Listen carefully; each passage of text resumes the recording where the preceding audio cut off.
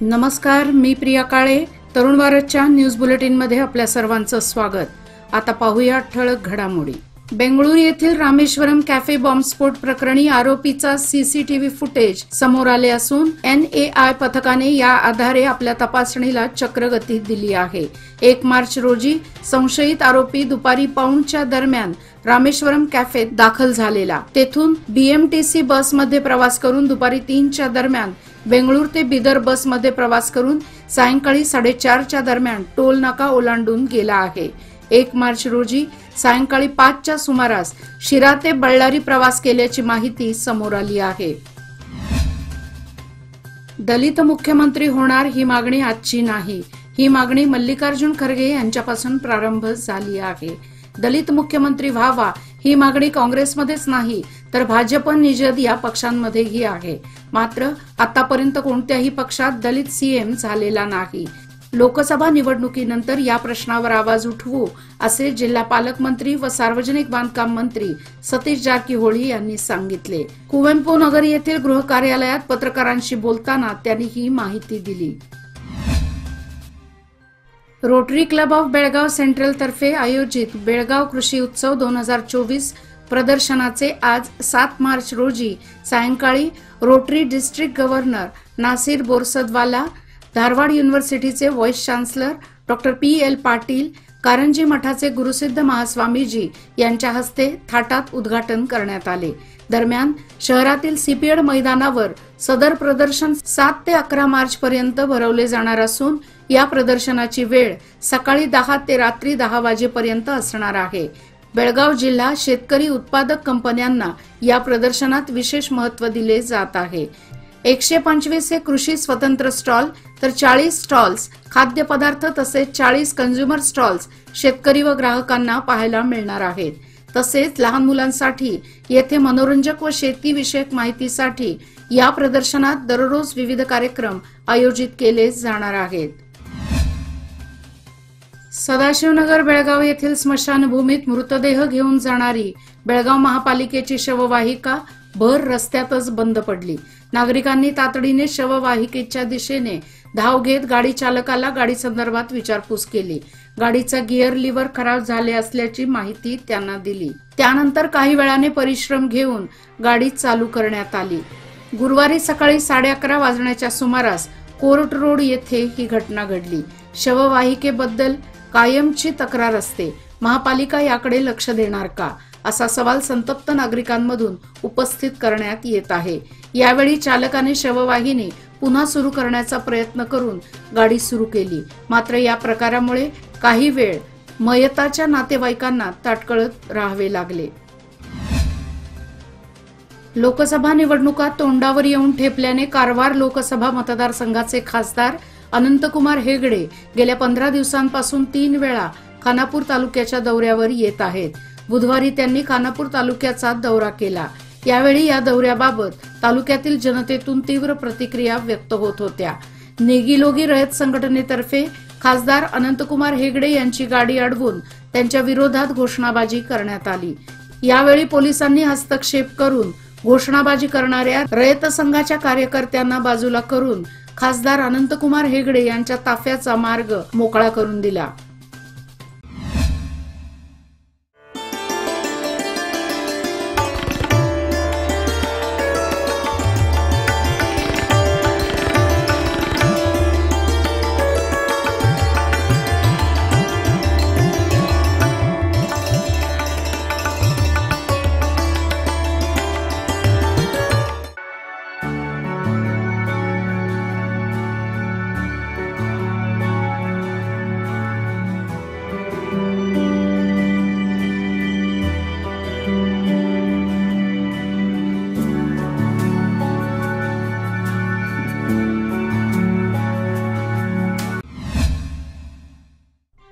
कर्नाटक शासनाने कन्नड विकास समग्र कायदा विधानसभेत आणून सीमा भागात 60% कन्नड भाषा सक्ती राबवण्याचे धोरण अवलंबले आहे.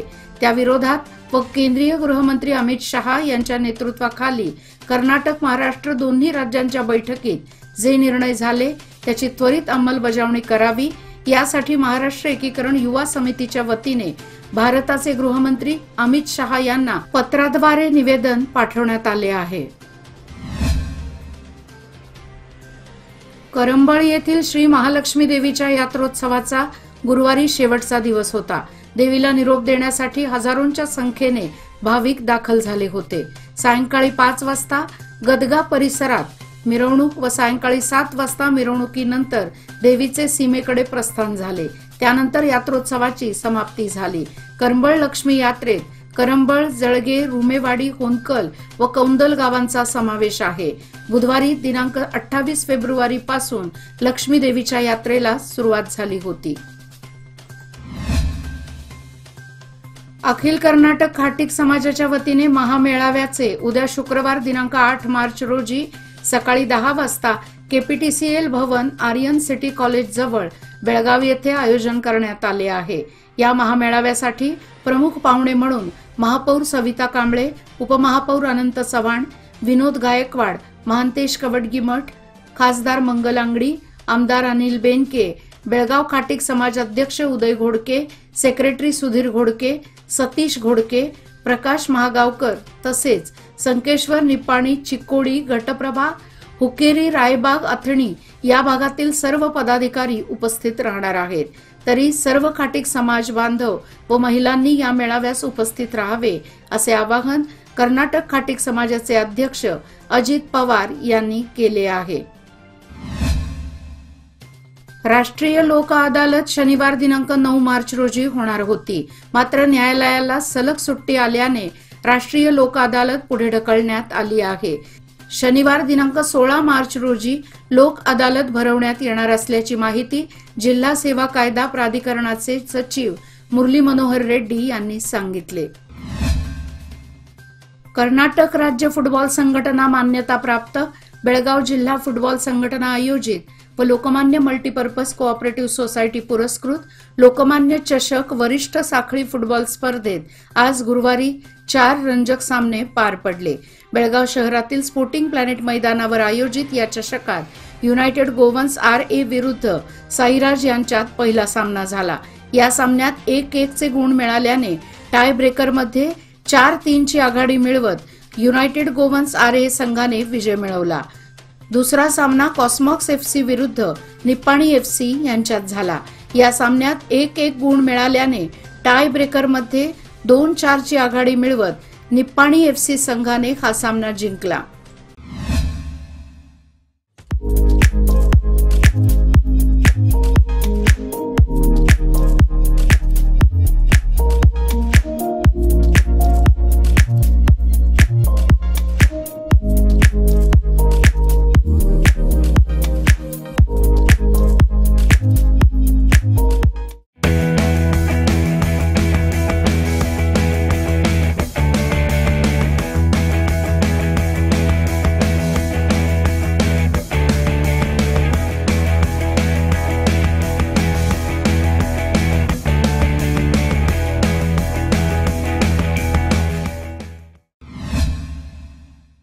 खानापूर तालुक्यातील जांबोटी जवळील विजयनगर येथील एका गर्भवती महिलेने बुधवारी मध्यरात्री 1:30च्या सुमारास रुग्णवाहिकेतच मुलाला जन्म दिला।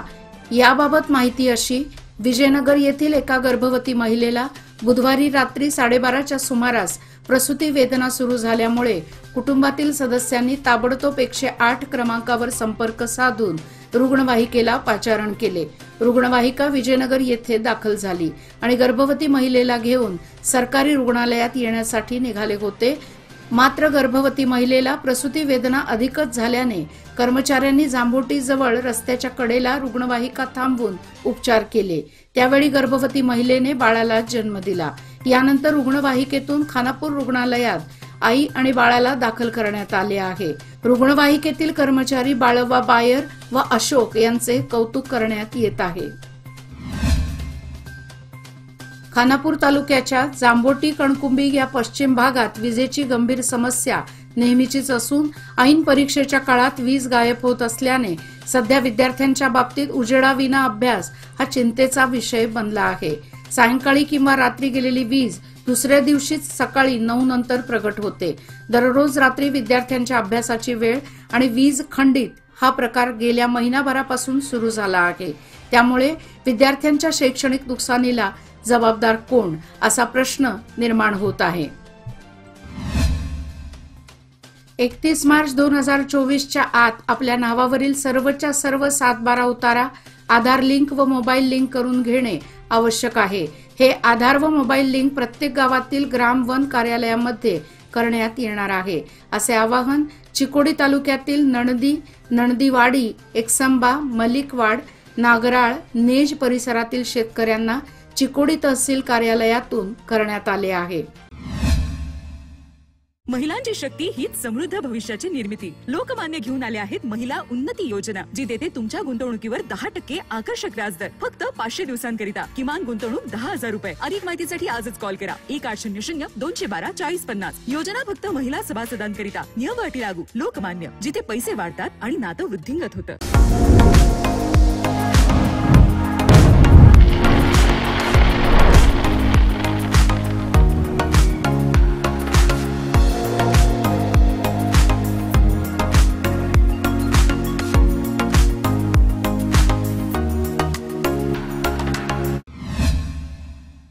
नुकत्याच सुरू झालेल्या पदवीपूर्व द्वितीय वर्षातील वार्षिक परीक्षेत 3ऱ्या इतिहास भौतिकशास्त्र पेपरला चिकोडी शैक्षणिक जिल्ह्यातून 813 विद्यार्थ्यांनी दांडी मारली.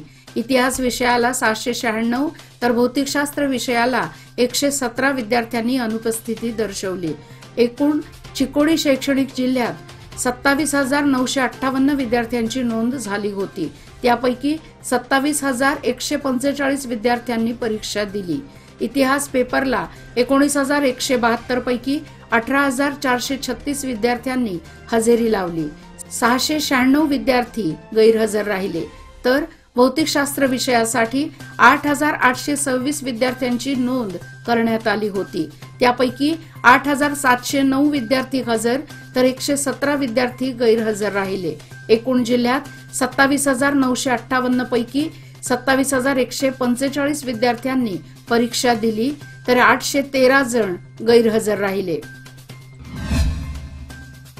राज्यात मुख्यमंत्री सिद्धरामय्या यांच्या नेतृत्वाखाली काँग्रेसचे सरकार सत्तेत आल्यानंतर शासन नियुक्त पदांच्या निवडी व्हाव्यात यासाठी आपणासह माजी आमदार काका पाटील तसेच जिल्हा काँग्रेस अध्यक्ष लक्ष्मणराव चिंगळे यांनी एकत्रित चर्चा केली.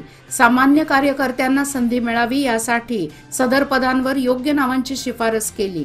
त्याला नगरविकास खात्याने मंजुरी दिली आहे.